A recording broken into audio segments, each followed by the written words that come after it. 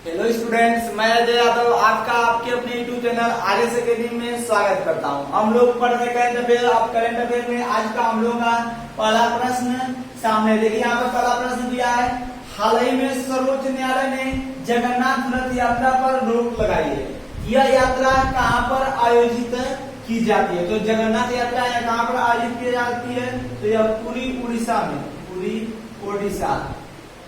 पूरी में आयोजित की जाती है। जो कहां पर पड़ता है? ओडिशा में पड़ता है। तो अभी हाल ही में सर्वोच्च न्यायालय ने जगन्नाथ रथ यात्रा पर रोक लगाई है। यह यात्रा पूरी यानी कि ओडिशा में आयोजित की जाती है। अब देखिए, यह सर्वोच्च न्यायालय ने क्या किया? इस पर रोक लगाया। तो वर्तमान में सर्वोच्च न्यायालय के न्यायाधीश कौन है? सर्वोच्च न्यायालय के मुख्य न्यायाधीश एस.ए. बोबड़े या शरद अरविंद बोबड़े, शरद अरविंद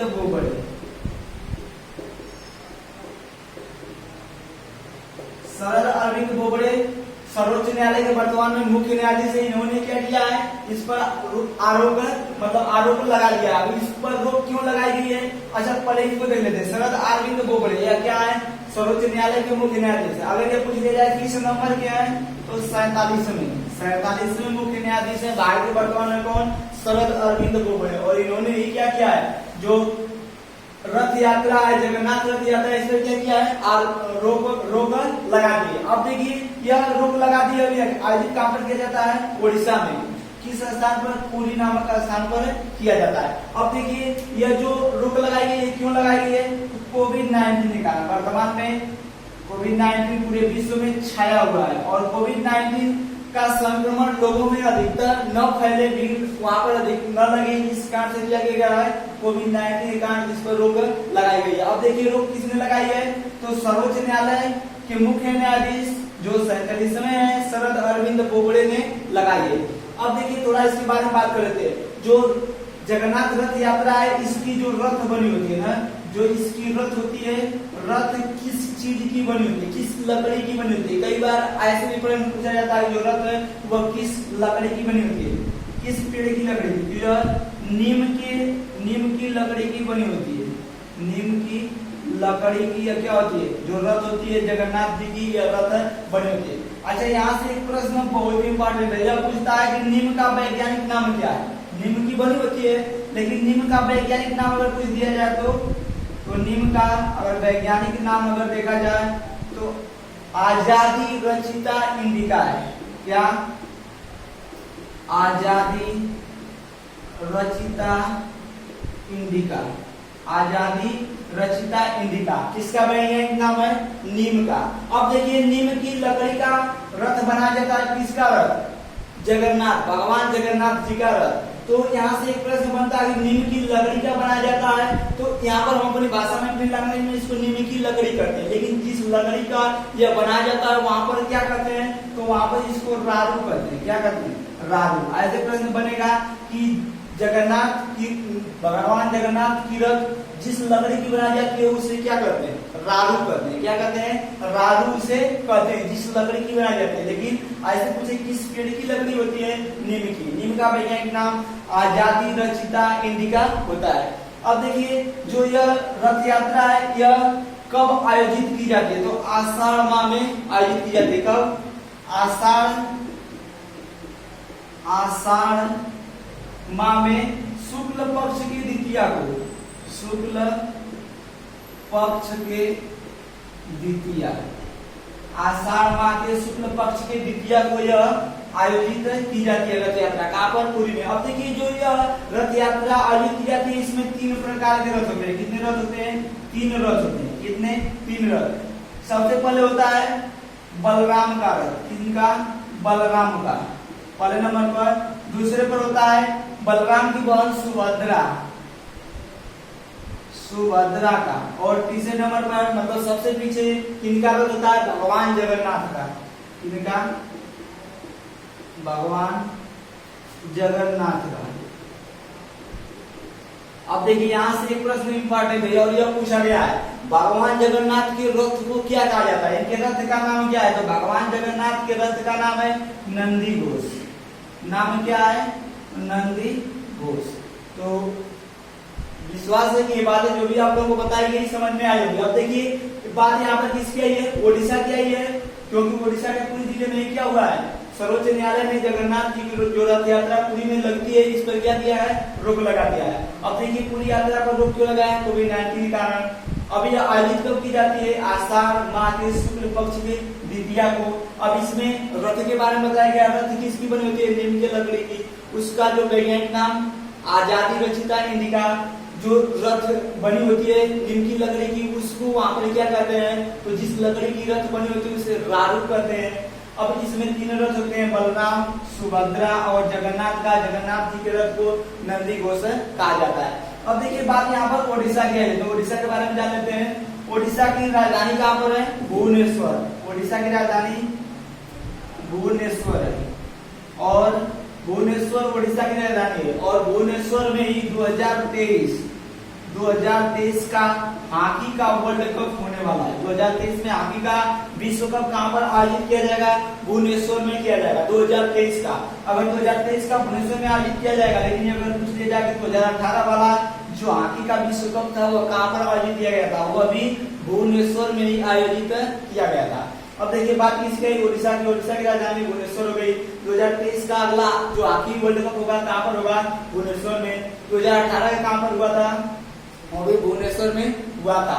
अब देखिए भुवनेश्वर, तो ओडिशा के वर्तमान में सीएम की बात करें तो ओडिशा के वर्तमान में चीफ मिनिस्टर कौन है, नवीन पटनायक। चीफ मिनिस्टर नवीन पटनायक है और वर्तमान में गवर्नर गणेशी लाल है। अच्छा, एक स्टेडियम बहुत इंपॉर्टेंट है, कलिंगा स्टेडियम। कलिंगा स्टेडियम यह कहां पर स्थित है, तो कलिंगा स्टेडियम ओडिशा में स्थित है। तो अब हम लोग बढ़ते हैं अगले प्रश्न की ओर। देखिए अगला प्रश्न है, हाल ही में एक देश एक राशन कार्ड योजना पुनः चर्चा में है। पुनः चर्चा में रही है, इसके संबंध में सत्य कथन है। यानी कि यहाँ पर एक देश एक राशन कार्ड जो योजना है यह पुनः फिर से चर्चा में है। इसके बारे में कौन कौन से सत्य कथन है, 4 ऑप्शन यहाँ पर दिए गए। लेकिन हम लोग सबसे पहले इसके बारे में जानते हैं, उसके बाद ऑप्शन पर चलते हैं। तो देखिए एक देश एक राशन कार्ड योजना यह क्या है कि यह खाद्यान्न सुविधा को उपलब्ध कराएगी। क्या करेगी, यह जो भी प्रवासी मजदूर होते हैं उन प्रवासी मजदूरों को क्या करेगी, प्रवासी मजदूरों को यह खाद्यान्न उपलब्ध कराया जाएगा इस योजना के तहत। अब देखिए जो एक राशन कार्ड, एक देश एक राशन कार्ड योजना, इसके तहत क्या होगा, पहले इसकी शुरुआत देख लेते हैं। इसकी शुरुआत 1 जून 2020 को होनी थी, हुई नहीं। इसकी शुरुआत 1 जून 2020 को की जा रही थी, लेकिन कोविड-19 के कारण क्या किया गया कि इसको स्थगित कर दिया गया। मतलब एक देश एक राशन कार्ड योजना 1 जून 2020 को शुरू होने वाली थी, जिसमें लेकिन क्या हुआ कि शुरू होने वाली थी, लेकिन क्या हुआ कोविड-19 के कारण, जिसके कारण कोविड-19 के कारण इसे पर क्या कर दिया गया, रोक लगा दिया गया। और इस पर रोक लगाने के बाद यह कहा गया है कि दिसंबर 2020 में, मतलब इसी वर्ष दिसंबर माह में, मतलब दिसंबर 2020 में पश्चिम बंगाल को इसमें शामिल किया गया है। किसको, मतलब सबसे पहले क्या होगा, दिसंबर 2020 में पश्चिम बंगाल में लागू हुई। कहां पर लागू हुई, 2020 दिसंबर में पश्चिम बंगाल में लागू होगी और वहां पर लागू होने के बाद यह पूरे भारत में लागू हो जाएगी। अब देखिए जो एक देश एक राशन कार्ड योजना है, इसमें कुल 17 लक्ष्य निर्धारित किए गए हैं। कितने लक्ष्य, 17 लक्ष्य या सतत विकास जो लक्ष्य है वो कितने हैं, 17 निर्धारित किए गए। और 17 में से पहला इसमें जो है वो दूसरा निर्धारित किया गया। इस योजना के तहत कौन सा होगा, दूसरा लक्ष्य होगा। दूसरा है क्या, जीरो हंगर।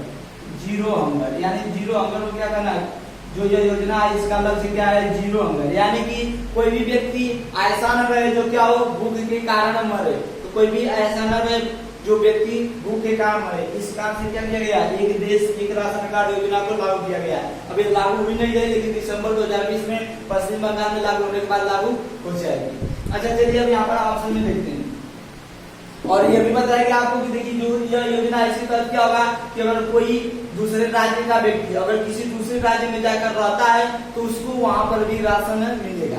अब देखिए पहला ऑप्शन है, यह योजना प्रवासी मजदूरों के लिए अन्य राज्यों में खाद्यान्न उपलब्धता सुनिश्चित करेगी कि नहीं करेगी। अभी बताया कि अगर कोई मजदूर किसी दूसरे राज्य का है, अगर वो किसी दूसरे राज्य में जाता है तो वहां पर भी क्या होगा, उसको खाद्यान्न सामग्री या क्या होगा, उसको वहां पर भी राशन मिलेगा। तो अभी यह जो पहला ऑप्शन है, यह योजना प्रवासी मजदूरों के लिए अन्य राज्यों में खाद्यान्न उपलब्धता सुनिश्चित करती है, पहला ऑप्शन सही होगा। अगला है, इस योजना में पश्चिम बंगाल दिसंबर 2020 में शामिल होगा, यह भी सही है। अभी बताया गया कि पश्चिम बंगाल क्या होगा, दिसंबर 2020 में शामिल होगा और तभी क्या होगा, इसमें लागू करने के बाद पूरे भारत में योजना लागू हो जाएगी। अगला है, यह योजना 17 सतत विकास लक्ष्यों को पाने में प्रत्यक्ष रूप से सहायता करती है। तो अभी बताया गया। और देखिए यहाँ पर यह बहुत ही इंपॉर्टेंट है, कभी यही कई बार पूछा गया कि सतत विकास लक्ष्य, जो सतत विकास लक्ष्य है यह कितने, इनकी संख्या कितनी है। तो सतत विकास लक्ष्यों की संख्या कितनी है, 17। और यहाँ पर आपको बताया गया तो यह योजना 17 सतत विकास लक्ष्यों को पाने में क्या है, प्रत्यक्ष रूप से सहायता करती है, यह भी सही है। यानी कि इसके चौथा ऑप्शन का डी सही होगा, इसके सभी ऑप्शन क्या है, सभी सही है। तो यहाँ पर बताया गया एक देश एक राशन कार्ड योजना के बारे में कि क्या है, इस योजना के तहत अगर कोई व्यक्ति दूसरे राज्य में जाकर रहता है तो वो प्रवासी के तौर पर हो जाएगा, और जब अपने राज्य से दूसरे राज्य में भी रहेगा तो दूसरे राज्य में भी उसको राशन मिलेगा। और यह योजना दिसंबर 2020 में पश्चिम बंगाल में लागू होगी और वहां पर लागू होने के बाद पूरे भारत में लागू हो जाएगी। लेकिन कब लागू होनी थी, 1 जून 2020 को लागू होनी थी, लेकिन कोविड-19 के कारण, जो कोरोना वायरस है, इसके कारण क्या हुआ, इस पर रोक लगा दिया गया। अब देखिए इसमें कितने लक्ष्य निर्धारित किए गए हैं, तो 17 लक्ष्यों को देखिए सतत विकास लक्ष्यों की संख्या 17 होगी और सभी को यह क्या करेगी, सभी को प्रत्यक्ष रूप से सभी में क्या करेगी, सहायता करेगी। अब देखिए इसके तहत दूसरा लक्ष्य बताया गया, इसमें पहला लक्ष्य क्या होता है, तो पहला लक्ष्य होता है गरीबी को कम करना। अगर ऐसे प्रश्न पूछा जाए 17 विकास लक्ष्यों में पहला लक्ष्य क्या है, तो पहला लक्ष्य है गरीबी को कम करना। इसको गरीबी को कम करना। अगर दूसरा लक्ष्य पूछे तो दूसरा लक्ष्य इसमें निर्धारित किया गया है 0 हंगर। अभी बताया गया पीछे 0 हंगर। 0 हंगर का मतलब कोई भी ऐसा व्यक्ति न रहे जो भूख के कारण मरे। तो विश्वास से बातें समझ में आई होगी। अब हम लोग बढ़ते हैं अगले प्रश्न की।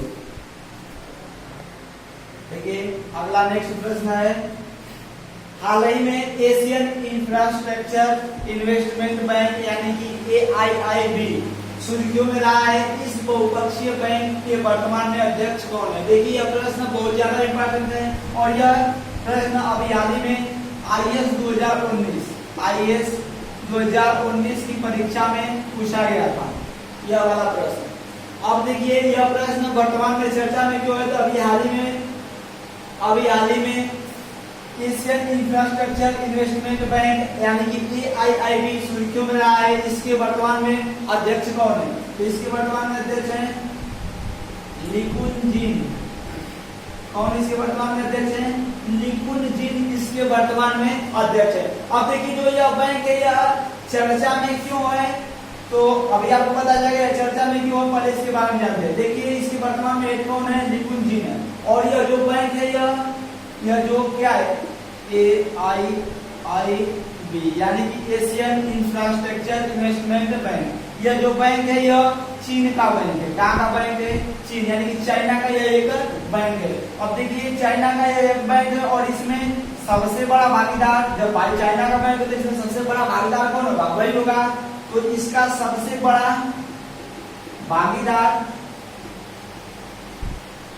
भागीदार कौन है, चीन है। मतलब इसमें सबसे बड़ा भागीदार देश कौन सा है, एशियन इंफ्रास्ट्रक्चर इन्वेस्टमेंट बैंक। इसमें सबसे बड़ा भागीदार देश चीन है, मतलब चीन पहले नंबर पर है। दूसरे नंबर पर है भारत, मतलब चीन के बाद इसमें सबसे बड़ा भागीदार कौन है, हमारा देश भारत है। और यह बैंक कहाँ का है, चीन का। अब देखिए जो बैंक है AIIB, इस बैंक की स्थापना 2016 में की गई थी। स्थापना कब की गई थी, 2016 में इसकी स्थापना की गई थी। और जो इसका मुख्यालय है यानी कि हेडक्वार्टर है वो कहाँ पर है, तो चीन की राजधानी बीजिंग में क्या है, इसका मुख्यालय है। जो AIIB बैंक है इसकी स्थापना 2016 में की गई थी और इसका मुख्यालय कहाँ पर है, चीन की राजधानी बीजिंग में है। अब देखिए जो यह बैंक है इसमें कुल कितने सदस्य देश हैं, इसमें कुल सदस्य देशों की संख्या 102 है। कितनी है, कुल सदस्य देशों की संख्या 102 है। तो इसके वर्तमान में अध्यक्ष कौन है? लिकुन जिन है। तो अभी आपको बताया गया हाल ही में एशियन इंफ्रास्ट्रक्चर इन्वेस्टमेंट बैंक यानी कि AIIB सुर्खियों में रहा है। इसके इस बहुपक्षीय बैंक के वर्तमान में अध्यक्ष कौन है? तो लिकुन जिन है। यह बैंक किस देश का है? तो यह चीन का बैंक है। किसका बैंक है? चीन का। और जब चीन का बैंक है तो इसमें सबसे बड़ा भागीदार चीन है। दूसरे नंबर पर भारत है। इसकी स्थापना 2016 में की गई थी। इसका जो हेडक्वार्टर है कहाँ पर है? बीजिंग में है। इसके कुल सदस्य इसमें कुल कितने सदस्य देश हैं? 102। कितने सदस्य देश हैं? 102 इसमें कुल सदस्य देश हैं। अब देखिए यह चर्चा में क्यों? तो यह वर्तमान में चर्चा में इस कारण से रहा है कभी पता होगा आप लोगों को भारत और चीन के बीच गलवान घाटी में क्या हुआ है? कई प्रकार के तनाव ऐसे तनावपूर्ण स्थिति बनी हुई है। लेकिन इन सब स्थितियों के बावजूद जो चाइना का AIIB बैंक है इसने क्या कहा है? इसने कहा कि भारत को जो 750 मिलियन डॉलर, कितना? 750 मिलियन डॉलर या क्या करेगा? यह भारत को देगा। किस काम से देगा? तो कोविड-19 से निपटने के लिए भारत को क्या करेगा? 750 मिलियन डॉलर देगा। तो हम भी वही है, भारत क्या एक तरफ युद्ध लगी हुई है, लेकिन भारत ने क्या किया कि जब इसने जो चीन है इसने कहा कि हम आपको 750 मिलियन डॉलर की सहायता देंगे, तो भारत ने कहा आइए आपका स्वागत है। और इसने क्या किया? यह ले लिया। कितना? 750 मिलियन डॉलर। तो अभी यह चर्चा में क्यों है? AIIB बैंक इस कारण से चर्चा में है कि सब कुछ स्थिति जो भारत और चाइना के बीच तनाव की स्थिति है, इसके बावजूद चीन ने कहा कि हम क्या करेंगे? हम आपको कोविड-19 से निपटने के लिए 750 मिलियन डॉलर देंगे। तो भारत ने कहा आइए आपका स्वागत है। और इसने क्या किया? दोनों हाथों से 750 मिलियन डॉलर लेने की बात कर दी है। तो अब हम लोग बढ़ते हैं अगले प्रश्न की ओर। देखिए अगला प्रश्न है, हाल ही में केंद्रीय खेल मंत्रालय ने कितने जिला स्तरीय खेलो इंडिया केंद्रों, कितने जिला स्तरीय खेलो इंडिया केंद्रों यानी कि KIC के स्थापना की घोषणा की है? तो अभी हाल ही में केंद्रीय खेल मंत्रालय ने 1000 कितने? 1000 खेलो इंडिया केंद्रों की स्थापना की घोषणा की है। अब देखिए वर्तमान में किया गया है कितने? 1000 खेलो इंडिया केंद्रों की स्थापना करने की बात की गई। किस मंत्रालय ने इसे क्या किया है? इसकी घोषणा की है कि 1000 सेंटर बनाए जाएंगे। तो खेल मंत्रालय ने। तो वर्तमान में खेल मंत्री कौन है? तो वर्तमान में खेल मंत्री कौन है? तो किरण रिजिजू। कौन है? किरण रिजिजू।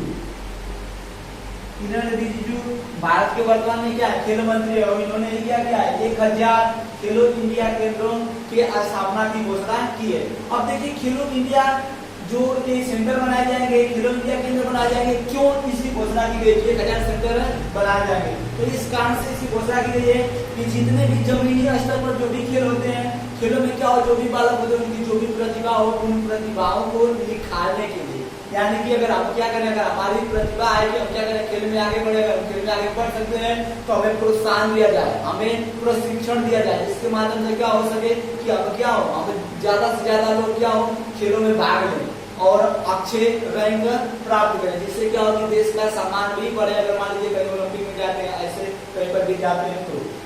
और देखिए इसका लक्ष्य क्या है? इसका लक्ष्य है, इसका जो उद्देश्य है अभी आपको बता दो। और इसका एक और उद्देश्य है कि खेल के माहौल को तैयार करना, मतलब खेल का माहौल बनाना भी क्या इसका एक उद्देश्य है। और अधिक सेंटर रहेंगे तो यहाँ पर क्या होगा, प्रशिक्षण मतलब केंद्र भी क्या होंगे, अधिक केंद्र रहेंगे तो भी तो प्रशिक्षण अच्छी तरह से मिलेगा। और एक और बात इसकी विशेषता एक और है कि यहाँ का जो हेड बनेगा, यानी जो अध्यक्ष होगा, कोई भी केंद्र जो 1000 बने जाएंगे, इसके जो भी अध्यक्ष होंगे या तो वहां का पूर्व चैंपियन होगा, पूर्व चैंपियन मतलब जो पूर्व में पहले वहां का क्या रह चुका होगा चैंपियन, जो कोई भी पूर्व चैंपियन होगा उसको क्या किया जाएगा, उसका अध्यक्ष बनाया जाएगा। अगर पूर्व चैंपियन उपलब्ध नहीं है तो कोई भी कोच को बनाया जाएगा,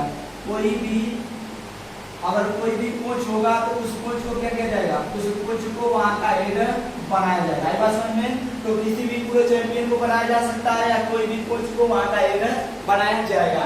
तो कितने सेंटर स्थापित किए जाएंगे, 1000। घोषणा किसने की, खेल मंत्रालय यानी कि किरण रिजिजू ने की। क्योंकि तो इस कारण से कि जितने भी जमीनी स्तर पर खेल होते हैं उसमें क्या है, जो भी बालक होते हैं, बालकों की जो प्रतिभा है उस प्रतिभा को क्या किया जाए, हम आप सभी लोगों के सामने क्या कहते हैं उसको प्रस्तुत किया जा सके। अब देखिए इसका मेन उद्देश्य क्या है, तो इन सब का मेन उद्देश्य है कि भारत को ओलंपिक में पदक लाना है। क्या इसका मेन उद्देश्य क्या है कि भारत ओलंपिक में पदक ला सके, जो भारत है या क्या करे ओलंपिक में पदक ला सके, ओलंपिक में क्या कर सके पदक ला सके। जैसे 2016 का अगर ओलंपिक देखते हैं 2016 का जो रियो ओलंपिक था कहाँ पर हुआ था, रियो यानी कि रियो डी जेनेरियो ब्राजील में हुआ था। कहाँ पर हुआ था, ब्राजील में हुआ था 2016 का ओलंपिक।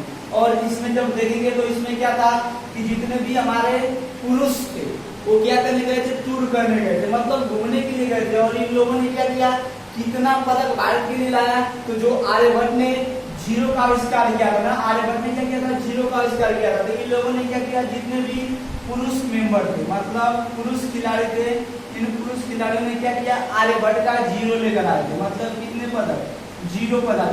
जो हमारे पुरुष खिलाड़ी थे इन लोगों ने क्या किया, भारत की नाक को एक तरह से कटा ही डाली थी। लेकिन क्या हुआ कि जब इन लोगों ने एक भी पदक नहीं जीता तो उस समय भारत की दो श्रेणियां आगे आती है। एक थी पीवी सिंधु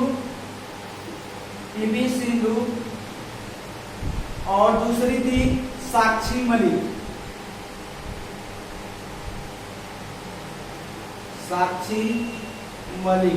अब देखिए क्या हुआ, जो पीवी सिंधु थी इन्होंने एक रजत पदक हासिल किया। क्या किया, रजत पदक हासिल किया। और जो साक्षी मलिक थी, देखिए पीवी सिंधु क्या है, पीवी सिंधु ने क्या किया, एक रजत पदक हासिल किया। और जो साक्षी मलिक है इन्होंने क्या किया, पहलवानी में या रेसलिंग में इन्होंने क्या किया, इन्होंने कांस्य पदक हासिल किया। क्या किया, कांस्य पदक हासिल किया। तो भारत कि जो पुरुष थे इन्होंने क्या किया, जीरो मतलब एक भी पदक नहीं लाया, केवल टूर करने गए थे। लेकिन उस समय क्या हुआ कि भारत के पास एक भी पदक न होने के कारण भारत की जो लड़ाई थी उनको किसने बचाया, जो पीवी सिंधु और साक्षी मलिक थी, इन दोनों ने क्या किया, एक एक पदक भारत की झोली में डाला। और 2016 के रियो ओलंपिक में भारत ने केवल 2 पदक प्राप्त किया। एक रजत पदक जिसको किसने दिलाया, पीवी सिंधु ने, और दूसरा कांस्य पदक जिसको किसने दिलाया, साक्षी मलिक ने दिलाया। तो विश्वास है, आशा है बातें समझ में आई होगी। आगे बढ़ते हैं। देखिए अगला प्रश्न है, हाल ही में किस देश में भारत के बाद, हाल ही में किस देश में भारत के बाद विश्व के पहले योग विश्वविद्यालय का उद्घाटन हुआ है? तो अभी हाल ही में भारत जो हमारा देश है इसके बाद किस देश में पहले योग विश्वविद्यालय का उद्घाटन हुआ है? तो उस देश का नाम है अमेरिका। तो अभी हाल ही में अमेरिका में भारत के बाद विश्व के पहले योग विश्वविद्यालय का उद्घाटन किया गया। आप देखिए जो यह योग विश्वविद्यालय है यह अमेरिका में कहां पर खोला गया है? तो लॉस एंजिल्स में क्या हुआ है, अमेरिका के लॉस एंजिल्स में विश्व का पहला, भारत के बाहर विश्व का पहला योग विश्वविद्यालय खोला गया। अब देखिए लॉस एंजिल्स में खोला गया है। लॉस एंजिल्स को क्या कहा जाता है, भारत में मुंबई है, मुंबई को बॉलीवुड सिटी कहा जाता है। क्या, बॉलीवुड सिटी। वैसे ही लॉस एंजिल्स को हॉलीवुड सिटी कहा जाता है। क्या कहा जाता है, हॉलीवुड सिटी के नाम से जाना जाता है। किसको, लॉस एंजिल्स को। कहां पर पड़ता है, अमेरिका में। और यहीं पर क्या हुआ है, भारत के बाहर पहला योग विश्वविद्यालय का उद्घाटन किया गया। आप देखिए भारत के बाहर पहला योग विश्वविद्यालय का उद्घाटन किया गया, इसका नाम क्या है, जो विश्वविद्यालय, उस विश्वविद्यालय का नाम क्या है? तो उस विश्वविद्यालय का नाम है स्वामी विवेकानंद योग विश्वविद्यालय। क्या, स्वामी विवेकानंद योग विश्वविद्यालय, योग विश्वविद्यालय। तो अभी हाल ही में भारत के बाहर योग विश्वविद्यालय का उद्घाटन किया गया, जो पहला है कहां पर, अमेरिका के लॉस एंजिल्स में। लॉस एंजिल्स हॉलीवुड सिटी कही जाती है। अब देखिए उस विश्वविद्यालय जो कि अमेरिका में जिसका उद्घाटन हुआ है उसका नाम क्या है, तो स्वामी विवेकानंद के नाम पर उसका नाम रखा गया है, स्वामी विवेकानंद योग विश्वविद्यालय। अब देखिए स्वामी विवेकानंद के नाम पर क्या होता है कि 12 जनवरी को क्या मनाया जाता है, राष्ट्रीय युवा दिवस मनाया जाता है। राष्ट्रीय युवा दिवस 12 जनवरी को मनाया जाता है। लेकिन अगर विश्व या अंतर्राष्ट्रीय युवा दिवस की बात करें तो 12 अगस्त। क्या होगा, 12 अगस्त। इस कारण से क्या किया गया, स्वामी विवेकानंद के नाम पर ही इस इसको रखा गया। और एक और बात 1893 की बात है, कब तक 1893 की, जो विश्व धर्म सम्मेलन हुआ था शिकागो में हुआ था, विश्व धर्म सम्मेलन 1893 में। वहां पर क्या किया था, स्वामी विवेकानंद ने भाषण दिया था और वहां पर क्या किया था, भारत का प्रतिनिधित्व किया था। उससे आप लोगों को पता भी होगा, अमेरिका के जितने भी प्रतिनिधि थे सभी क्या हो गए, सभी लोग प्रभावित हो गए थे, जितने भी वहां के व्यक्ति थे सभी लोग प्रभावित हो गए थे। इस कारण से स्वामी विवेकानंद के नाम पर इसका जो विश्वविद्यालय इसका नाम रखा गया है, स्वामी विवेकानंद योग विश्वविद्यालय। अब हम लोग पढ़ते हैं अगले प्रश्न की ओर। देखिए अगला प्रश्न है, हाल ही में धानु यात्रा पर्व मनाया गया है। धानु यात्रा पर्व मनाया गया, यह कहाँ मनाया जाता है? तो जो धानु यात्रा पर्व है यह कहाँ पर मनाया जाता है? देखिए प्रश्न है अगला, हाल ही में धानु यात्रा पर्व मनाया गया है, यह कहाँ पर मनाया जाता है? तो यह कहाँ पर मनाया जाता है? ओडिशा में। कहाँ पर?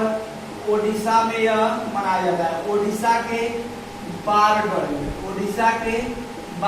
एक ओडिशा का एक जिला है, वहां पर क्या किया जाता है, एक स्थान है बारगढ़, वहीं पर क्या किया जाता है, इसका आयोजन किया जाता है।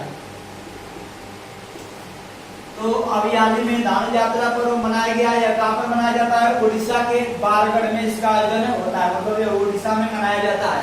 अब देखिए जो धानु यात्रा पर्व है यह किससे संबंधित है? जो धानु यात्रा पर्व है इसमें भगवान श्री